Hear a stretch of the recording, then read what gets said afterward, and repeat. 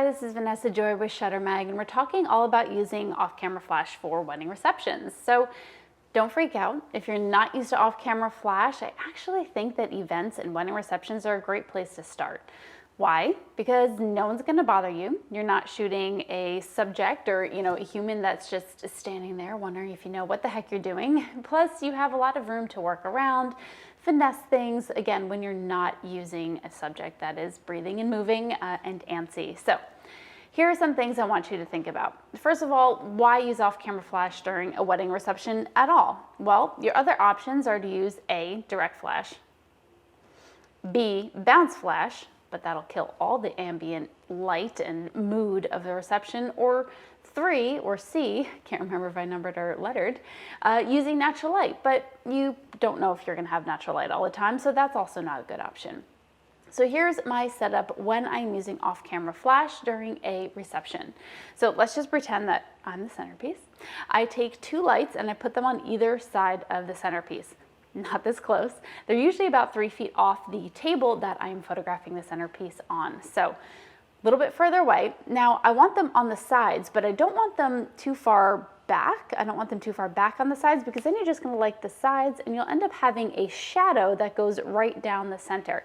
Instead, what I want you to do is put the light slightly in front of the centerpiece, but still off to the side, just so that they kind of feather, kiss the front of the centerpiece as well. So it is going to light the sides more, but then the kind of, what's the word I want to use? Like floating, flipping, whatever, coming across the front, feathering the light that way so it just comes across the front. It's going to act like a little bit of a fill light. So you don't end up having like a really dark shadow going down the center of your centerpiece.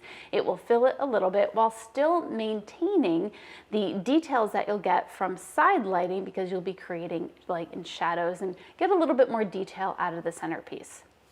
Now, the best part is once you've set up your exposure, and by the way, I do recommend setting up your exposure by first getting an exposure as if you were just shooting natural light. So however dark or light you want the background to look. Then use your lights. You can use whatever lights that you want to, but I like my Profoto B10s because they're nice and small but powerful.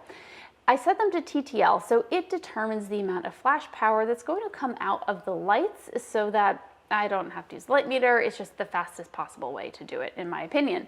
So TTL, and then I flip the lights to manual, and with Profoto, it actually holds that flash setting so that when I go to manual, it stays at the same flash power, and then I can just make them brighter or darker however I want to and however I want it to look. Now from there, you can just set it and forget it. You can get the main shot where you have, the centerpiece in the background, but then you can, zoom in or walk in and get close-ups of the centerpiece, and you can get close-ups of the table.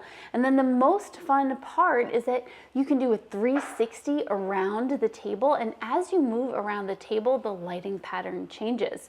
So you're starting off with, double side light, but then as you walk around, you've got like a fill light and a rim light. Or if you wanted to keep walking, maybe even block one light, then you've got a silhouette. So it's just a really nice way to be able to look at light, look at off-camera flash, experiment with it a little bit, and then of course get great shots of the reception that match the ambiance of the room that your clients will be absolutely thrilled about. So I hope that helps you. If you are not familiar with off-camera flash, definitely a great way to start, in a place where you've got a little bit of calm, potentially.